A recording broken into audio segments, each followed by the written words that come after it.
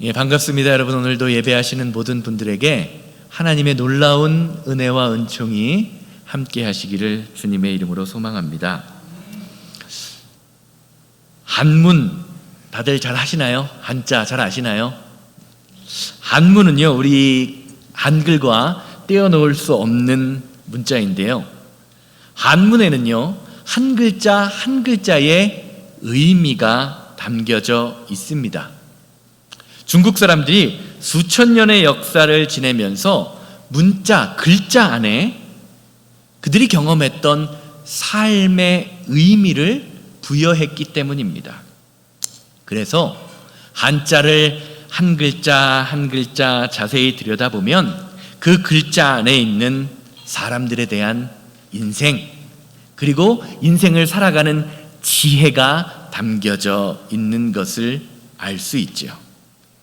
제가 지난 주간에 마음심자와 망할 망자에 관하여 어떤 목사님께서 쓰신 글을 보았습니다. 함께 잠깐 볼게요. 첫 번째 저기 있는 글자가 마음심자, 다들 아시죠? 그렇죠? 그리고 옆에 있는 글자가 망할 망자입니다. 자, 그러면 가운데 있는 글자 망할 망자 좌측변에 저게 마음심자의 변형이거든요. 마음심자가 들어가면 이게 어떤 글자인지 아시는 분 계신가요?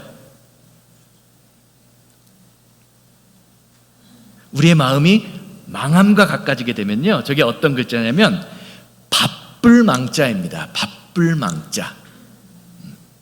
또 순서를 바꿔서 망할 망자 밑에 마음심자 맨 밑에 있는 심자가 들어가면요, 저 글자는 잊을 망자가 됩니다. 그 목사님께서 이 글을 이렇게 쓰시면서요, 마지막 결론을 이렇게 지으셨어요. 우리 인생이 망하는 가장 중요한 이유는 마음이 바빠서 하나님으로부터 받은 사명을 잊어버렸기 때문이다. 너무 바빠서 사명을 잊어버릴 때 우리의 마음이 망하게 된다는 거죠. 21세기를 살아가는 저와 여러분들, 현대인들의 특징 가운데 한 가지가 바로 바쁘다라는 것이 아닌가라는 생각을 해봅니다. 여러분 어떠세요? 바쁘시죠?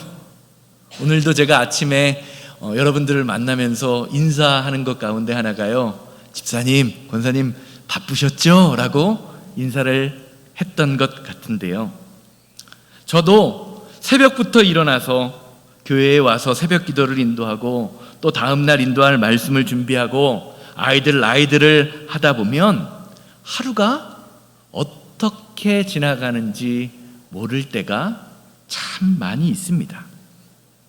오늘 말씀을 들으시는 여러분들의 인생도 하루하루를 돌아보면 참 바쁘신 인생을 살 것 같습니다. 사랑하는 여러분, 여러분의 삶은 얼마나 바쁘신가요? 그리고 그 바쁜 일 때문에 얼마나 많은 것을 잊고 살아가고 계십니까? 성도에게는요, 아무리 바빠도 잊지 말아야 할 것이 있습니다. 바로 하나님을 향한 저와 여러분들, 그리고 우리 교회의 사명입니다. 사명을 잃어버리게 되면 인생의 방향을 잃어버리게 됩니다. 요한복음 4장 말씀을 통해서 예수님께서는요, 사명의 중요성에 관하여 다음과 같이 말씀하십니다. 요한복음 4장 34절 말씀입니다. 요한복음 4장 34절. 예수께서 이르시되 나의 양식은 나의 보내신 이의 뜻을 행하며 그의 일을 온전히 이루는 이것이니라. 예수님에게 양식이 뭐라고요? 자신의 삶을 살아갈 힘을 주는 것이 뭐라고요? 바로 사명이라는 거죠. 예수님의 이 말씀은 하나님의 뜻을 행하며 이루며 살아가는 것이 세상이 주는 만족이나 음식이 주는 만족보다 더 크다라는 것을 알려주고 계시는 것입니다. 우리도 우리가 살아가는 바쁜 일상 속에서 가장 중요한 것이 무엇인지를 생각하고 우선순위가 정해지는 삶을 살아갈 때에 그 사명이 나를 이끌어가는 삶, 주님이 기뻐하시는 삶을 살 수 있게 된다고 주님은 알려주고 계시는 것이지요.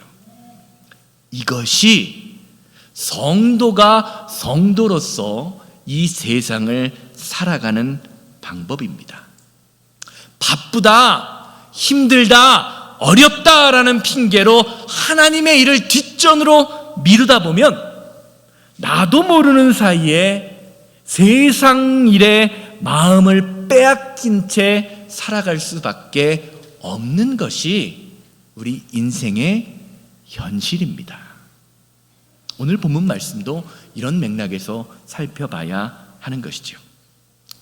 오늘 말씀은 요한계시록에 나오는 초대교회 7개의 초대교회 가운데 하나인 라오디게아 교회에 관한 주님의 책망의 메시지입니다. 15절 말씀 보시기를 바라요. 내가 내 행위를 아노니 내가 차지도 아니하고 뜨겁지도 아니하도다. 내가 차든지 뜨겁든지 하기를 원하노라. 말씀 잘 보시기 바라요. 오늘 본문 말씀에서 말씀하시는 라오디게아 교회가 겪고 있는 문제가 뭘까요? 뭐라고 주님 말씀하시죠? 차지도 않고 덥지도 않고 뜨뜻미지근한 상태다라고 말씀하십니다. 쉽게 말하면 라오디게아 교회 성도님들의 삶이 이게 성도인지 아닌지 구분하기가 어렵다라는 것이지요. 오늘날을 살아가고 있는 많은 그리스도인들과 참 비슷한 것 같습니다. 그런데 이어지는 말씀을 보면요, 차지도 않고 뜨겁지도 않은 그것보다 더 큰 문제가 있음을 지적하고 계십니다. 17절 보세요. 내가 말하기를 나는 부자라 부요하여 부족한 것이 없다 하나 내 곤고한 것과 가련한 것과 가난한 것과 눈먼 것과 벌거벗은 것을 알지 못하는도다. 예수님이 말씀하시는 라오디게아 교회의 성도들의 진짜 문제는 본인 스스로가 문제가 있는지조차 알지 못하는 영적인 상태입니다. 그들의 실상은 곤고하고 가난하고 눈이 멀고 벌거벗었는데 세상의 풍요로움에 취해서 마치 벌거벗은 동화 속에 나오는 벌거벗은 임금님처럼 홀딱 벗고 있으면서 세상에서 가장 좋은 옷을 입고 있다고 착각하고 있다는 것입니다. 진짜 문제가 뭐예요? 문제가 문제인지를 모르니 고칠 수가 없는 것이 문제라고 책망하고 계시는 겁니다. 괜찮다는 거죠. 그런 그들을 향해서 주님은 다음과 같은 방법, 3가지의 방법을 제시하십니다. 18절 말씀 보세요.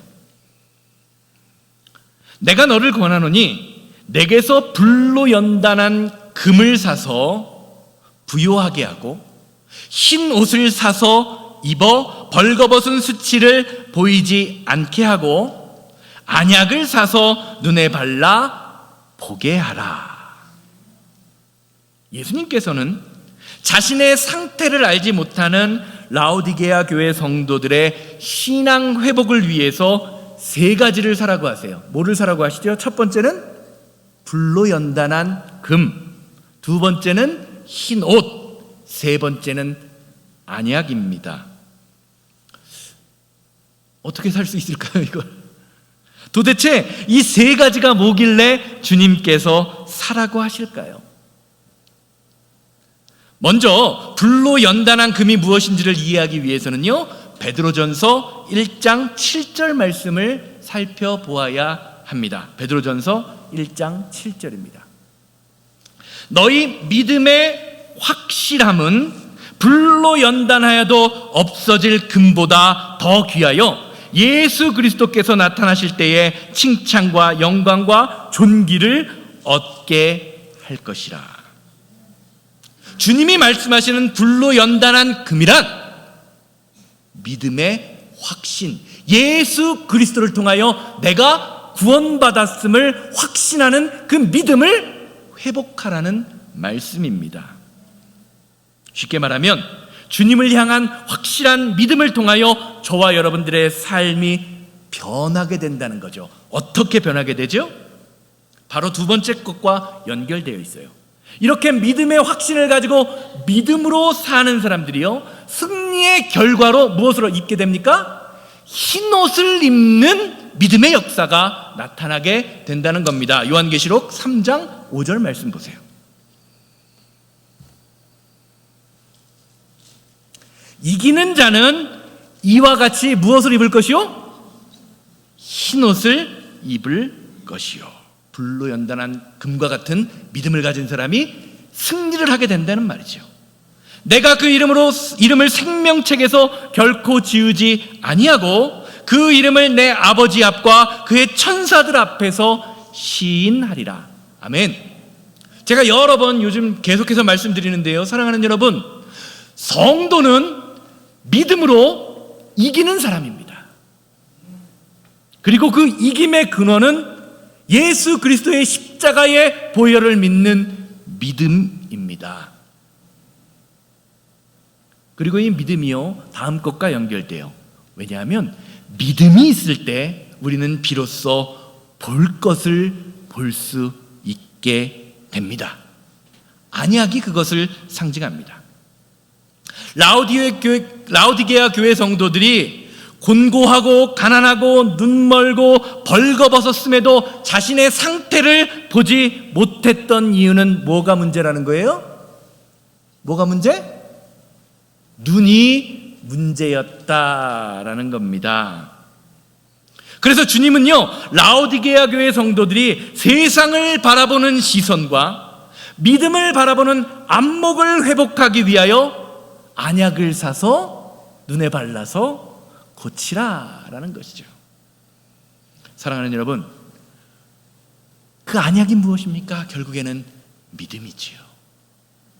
사랑하는 여러분, 믿음은요, 세상 사람들이 볼 수 없는 것을 보게 만드는 힘이 있습니다.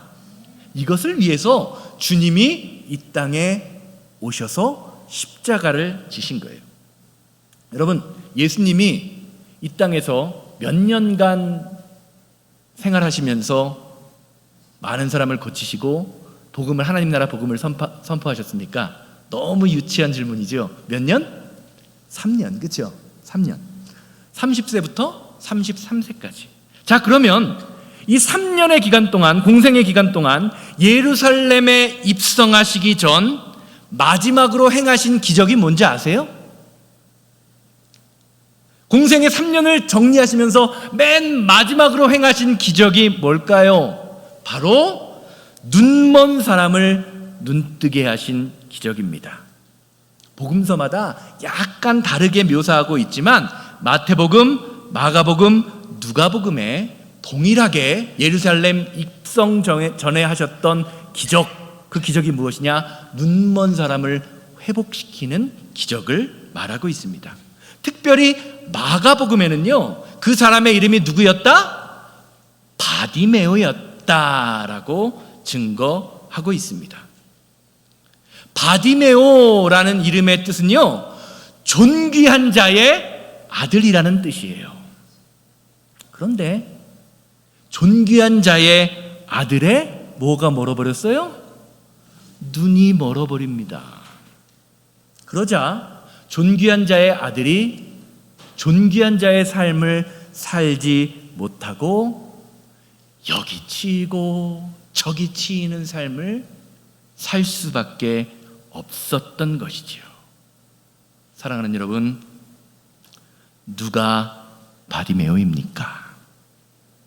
예수 그리스도의 십자가의 자녀로 하나님의 자녀된 권세를 누리면서 살아야 할 저와 여러분들이 영적으로 곤고하고 가난하고 눈이 멀어 내가 벌거벗었음을 깨닫지 못하게 될 때 바디메오와 같은 인생을 살아갈 수밖에 없는 것이지요.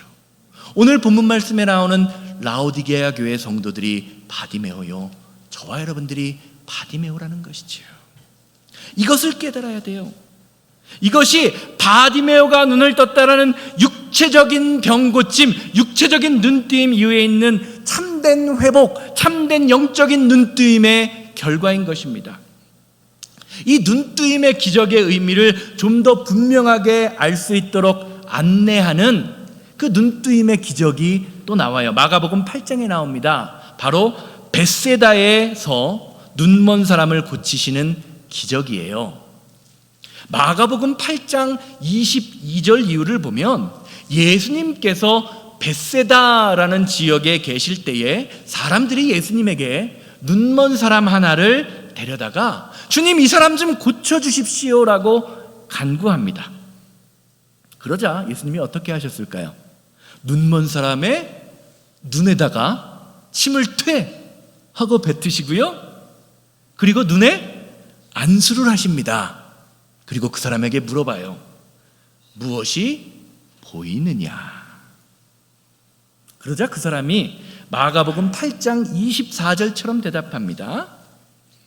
쳐다보며 이르되 사람들이 보이니이다. 나무 같은 것들이 걸어가는 것을 보나이다 하거늘. 예수님이 침을 뱉으시고 안수를 하셨는데도 불구하고 이 사람 눈이 완전히 뜨이지 않았습니다. 그래서 희미하게 보이는 거예요. 그러자 예수님께서 그의 눈에 다시 한번 손을 얹고 안수기도 하십니다. 그제서야 비로소 눈이 완전히 보이기 시작합니다. 마가복음 8장 25절 이어지는 말씀 보세요. 다시 이에 그 눈에 다시 안수하심에 그가 주목하여 보더니 나아서 모든 것을 밝히 보는지라. 아멘. 마가복음 8장에 나오는 이 눈뜬 사람의, 벳세다에서 눈뜬 사람의 기적을 보면요, 예수님이 행하셨던 다른 기적에 비해서 좀 특별하고 이상한 점이 발견되지요. 뭘까요?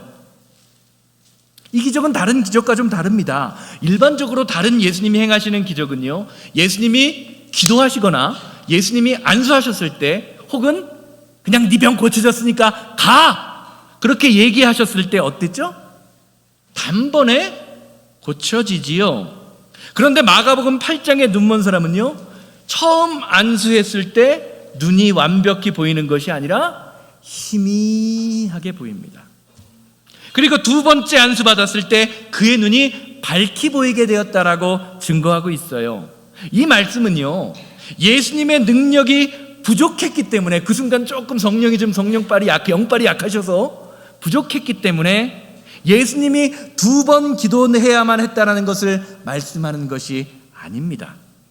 마가복음 8장의 전체적인 맥락 가운데 살펴보면요, 눈먼 자의 육신의 눈이 열리는 과정을 통하여 저와 여러분들의 영의 눈이 열리는 과정이 어떻게 되어 있는지를 설명해 주고 계십니다.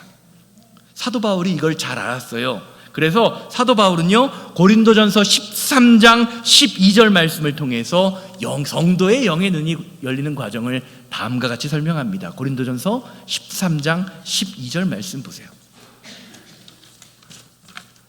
우리가 지금은 거울로 보는 것 같이 희미하나 그때에는 얼굴과 얼굴을 대하여 볼 것이요, 지금은 내가 부분적으로 아나 그때에는 주께서 나를 아신 것 같이 내가 온전히 알게 될 것이다.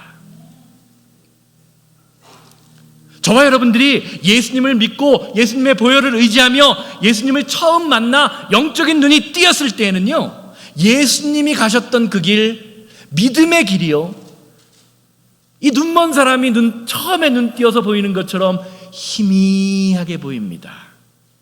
그래서 하나님을 믿는다고는 하지만 세상에 풍파와 어려움이 있을 때 좌절하기도 하고 낭망하기도 하고 흔들리기도 합니다. 왜요? 영적인 눈이 완전히 열리지 않았기 때문이지요. 그런데 그런 고난과 고통과 아픔과 상처 가운데에서 주님의 말씀에 거하며 주님과 동행하며 성령 충만의 삶을 살아갈 때, 그때 비로소 우리를 향한 주님의 길이 온전히 보인다라는 거예요. 문제는 뭐라는 겁니까? 성령 충만해야 한다는 겁니다. 자, 보세요. 제가 말씀드렸죠. 예수님이 십자가에 달려 돌아가시기 전에 공생의 기간에 가장 마지막에 행하신 기적이 뭐라고요? 눈먼 자의 눈을 뜨게 하신 것. 자, 그러면 예수님께서 부활하시고 가장 먼저 하셨던 일은 뭘까요?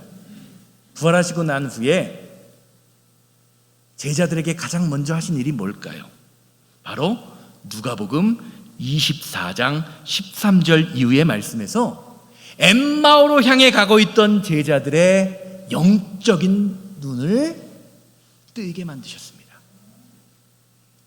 성경은요, 엠마오로 가는 제자들의 상태를 다음과 같이 표현합니다. 누가복음 24장 15절에서 16절이에요. 그들이 서로 이야기하며 문의할 때에 예수께서 가까이 이르러 그들과 동행하시나, 다 같이 읽겠습니다. 그들의 눈이 가리어져 그인 줄 알아보지 못하거늘. 사랑하는 여러분, 영적인 눈이 가리워지면 내가 주님과 함께하고 있으면서도 주님이 나와 함께하심을 깨닫지 못하게 됩니다. 주님께서 이미 부활하셨는데, 주님께서 이미 승리하셨는데 주님의 부활은 보지 못하고 주님의 고난의 십자가만 바라보는 거예요. 그러다 보니 주님이 내 삶을 이끄시며 주님이 나를 지켜주시는 것이 분명한데도 그것을 바라보지 못하고 눈앞에 놓인 현실만 바라보며 한숨 짓고 살아가게 됩니다. 이것이 영의 눈이 뜨이지 못한 성도의 현실이요, 이것이 오늘 본문 말씀에 나오는 라오디게아 교회 성도들의 현실입니다. 사랑하는 여러분, 예수님을 제대로 믿으려면요, 예수님이 가셨던 그 길이 분명히 보여야 됩니다. 그리고 그 길을 보려면 영적인 눈의 뜨임의 기적을 체험해야 합니다. 신앙이 깊어진다라는 것은요, 예수님을 처음 만났을 때 희미하게 보였던 그 축복의 길, 능력의 길이요, 성령 충만함을 받고 나니 확실하고 분명하게 보이는 것을 말하는 것입니다. 그래서 성경은요, 예수님의 부활을 중심으로 십자가 이전의 마지막 사건과 부활 이후의 첫 번째 사건을 통해서 가리웠던 눈이 뜨여졌던 믿음의 역사를 저와 여러분들에게 이야기하는 것입니다. 영의 눈이 뜨일 때 보일 것이 보이기 시작한다는 것이죠. 사랑하는 여러분, 여러분의 인생, 오늘날 여러분의 인생, 여러분의 삶과 가정과 사업장은 무엇을 바라보고 계십니까? 혹시 너무 바쁘고 너무 힘들어서 하나님이 주신 사명을 잊어버리고 계시지는 않으십니까? 예수님의 길을 분명히 보고 싶으시다면 우리의 영적인 눈이 뜨이고 예수님이 향하셨던 곳, 예수님이 가셨던 그 길을 바라보아야 합니다. 한번 생각해 보세요. 오늘 이 시간 예수님의 눈이 무엇을 바라보고 계시다고 생각하십니까? 예수님이 무엇을 바라보고 웃으십니까? 예수님이 무엇을 바라보고 우시고 분노하실까요? 혹시 저와 여러분들의 눈이 나의 만족과 평안만을 바라보면서 이 정도면 되었다, 그래도 내가 이 정도면 좋은 신앙인이다 라고 자부하고 있을 때, 혹시 주님은 우리를 향해서 너는 풍족하지만 부족한 것이 조금도 없다고 하지만 실상 너는 비참하고 불쌍하고 가난하고 눈이 멀고 벌거벗은 것을 알지 못하는구나 라고 말씀하시는 것은 아닌지 오늘 본문 말씀을 통해서 우리가 살펴보아야 할 것입니다. 결론적으로 말씀드리겠습니다. 지난 주간에 저와 제 아내가 어떤 한 성도님을, 나이가 지극히 82세라고 하시더라고요. 82세 정도 되신 성도님을 만나서 신방하고 기도해드릴 기회가 있었습니다. 이분이 62년 전에 미국에 와서 배움이 참 많으십니다. 박사학위를 받으셨어요. 세상적으로도 성공하셔서 돈도 많이 모으고 재산도 많이 모으고 많은 것을 누리면서 사셨습니다. 그런데 몇 년 전에 이분이 갑자기 병이 드셨습니다. 폐가 굳어져 버리는 폐섬유증이라는 병에 걸리셨는데, 이게 현대의학으로는 치료할 방법이 없습니다. 그저 그냥 과정을 조금 늦추는 방법으로 치료할 수밖에 없대요. 그래서 인사도 드릴 겸 가서 인사드리고 기도를 해드렸습니다. 그런데 이분이요, 제가 손을 꼭 잡고 기도하는데 눈물을 흘리세요. 그런 모습을 보고 저와 제 아내가 깜짝 놀랐습니다. 왜냐하면 그분이 원래 그런 기도 한 번으로 눈물을 흘리시는 분이 아니거든요. 아마 속내로는 우리를 보는 것이 마지막일 수도 있겠구나라는 생각을 하셨던 것 같습니다. 그러면서 계속 이런 말씀을 하세요. 목사님, 젊을 때 건강 잘 챙겨야 돼요. 젊을 때 건강 잘 챙기세요. 계속 그 말씀을 하세요. 사랑하는 여러분, 사람이요, 나이가 들면서 젊을 때는 보이지 않던 것이 보이기 시작합니다. 이것을 뭐라고 합니까? 연륜이라고 하지요. 그렇죠? 이 앞에 있는 청년들이요, 아무리 똑똑하고 수가 빠르고 배움을 많이 배워도요, 우리 청년들이 볼 수 없는 것을 제가 봅니다. 그게 인생의 연륜이에요. 그리고요, 제가 보지 못하는 것을 여기 앉아 계신 장로님이나 나이가 지긋하신 성도님들이 볼 수 있습니다. 이게 세월의 힘이에요. 신앙생활도 마찬가지입니다. 믿음의 연륜이 있어야 돼요. 오늘 본문 말씀에서 주님은요, 믿음을 잃어버려 영적 전쟁에서 승리가 사라진 라오디게아 교인을 향하여 영적인 눈이 뜨일 것을 말씀하시면서 다음과 같이 권면하시지요. 요한계시록 3장 19절에서 20절입니다. 물은 내가 사랑하는 자를 책망하여 징계하노니 그러므로 열심을 내라, 회개하라. 볼지어다 내가 문 밖에 서서 두드리노니 누구든지 내 음성을 듣고 문을 열면 내가 그에게로 들어가 그와 더불어 먹고 나는 그와 더불어 먹으리라. 사랑하는 여러분, 회개도 돌이킴도 그냥 되는 것이 아닙니다. 주님을 향한 회개의 열정과 열심이 있어야 돼요. 그래서 오늘 본문 말씀에서 저와 여러분들에게 요구하시는 것이 무엇입니까? 성도인 것 같기도 아닌 것 같고 아닌 것 같기도 한 뜨뜻미지근함이 아닌 주님을 향한 뜨거운 열정을 요구하십니다. 진심으로 우러나오는 회개의 열정, 주님을 다시 모시고자 하는 사모함의 열정, 주님을 찬양하고자 하는 찬양과 믿음의 열정이 우리 안에서 회복되어질 때 주님이 우리 안에 들어오셔서 함께 먹고 마시는 믿음의 역사, 친밀한 교제가 우리 공동체 가운데 그리고 저와 여러분들의 삶에 일어나게 된다는 것입니다. 바쁘시죠? 여러분 안에 있는 바쁨을 내려놓으시기를 바랍니다. 그리고 주님이 나에게 원하시는 것이, 진짜 원하는 것이 무엇인지를 주님께 물으며 주님 앞에 나아가기를 원합니다. 오늘 주님께서 저와 여러분들 그리고 라오디게아 교회를 향하신 말씀은요, 단순한 꾸중이 아니에요. 혼내는 것이 아닙니다. 회복으로의 초대예요. 열심을 내라, 회개하라, 볼지어다 내가 문 밖에서 두드리고 있다. 주님은 지금도 저와 여러분들의 마음을 두드리고 계십니다. 우리의 마음의 문을 열기만 하면 주님께서 우리와 함께 하시기로 약속하십니다.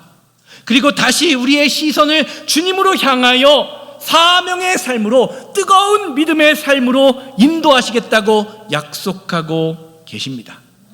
오늘 이 시간, 바로 이 자리가 저와 여러분들의 영적인 눈이 뜨이는 시간 되기를 주님의 이름으로 소망합니다. 이것이 주님께서 저와 여러분들을 위하여 십자가를 지시고 부활하신 주님의 뜻입니다.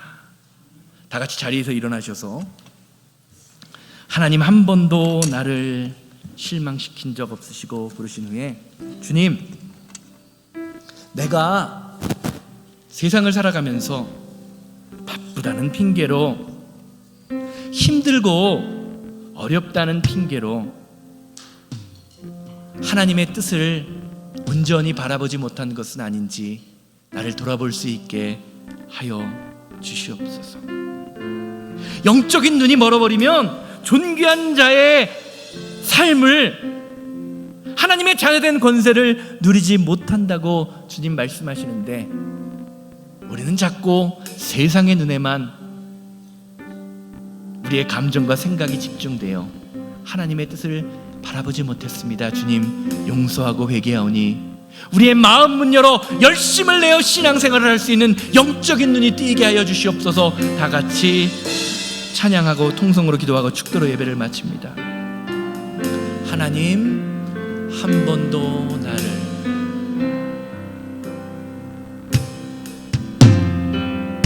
하나님 한 번도 나를 실망시킨 적 없으시고 언제나 공평과 은혜로 나를 지키션. 지나온 모든 세월들, 지나온 모든 세월들 돌아보아. 조금 빠르게요. 그 어느 것 하나 주의 손길 안 미친 것 전혀 없네. 오신실하신 주, 오신실하신 주,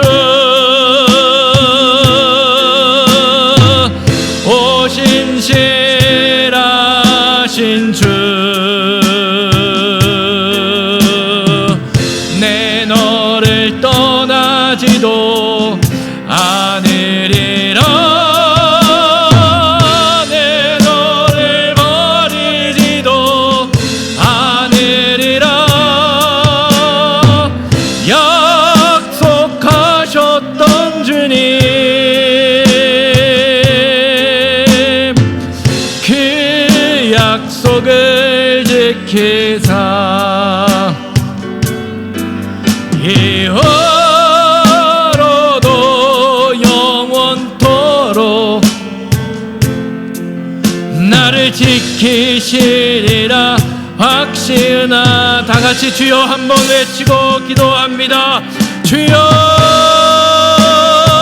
자비롭고 거룩하신 하나님, 하나님을 믿는다고 하면서도 차지도 않고 덥지도 않았던 뜨뜻미지근한 아버지 하나님, 우리의 신앙생활을 돌아보며 아버지 하나님 정말 반성할 수 있는 시간 될 수 있도록 주여 인도하고 역사하여 주시옵소서.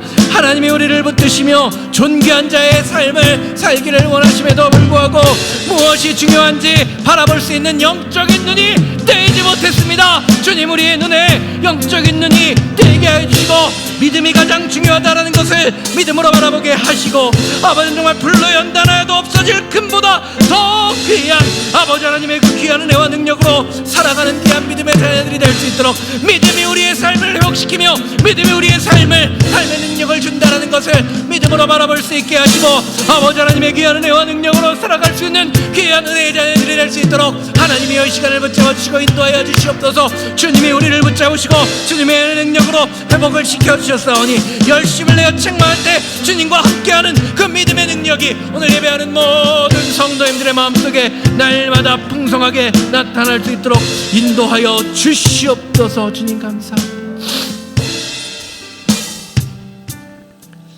하나님, 사는 것이 너무 바빠서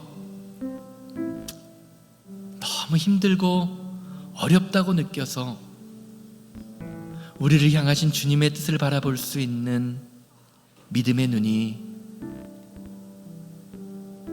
닫혀 있었던 것을 보지 못했습니다. 하나님이 우리를 하나님의 존귀한 자로 삼아주시며 하나님의 자녀된 권세를 허락하셨음에도 불구하고 주님이 나와 함께 하시는지를 깨닫지 못했던 불쌍한 우리의 영혼을 회복시켜 주시옵소서.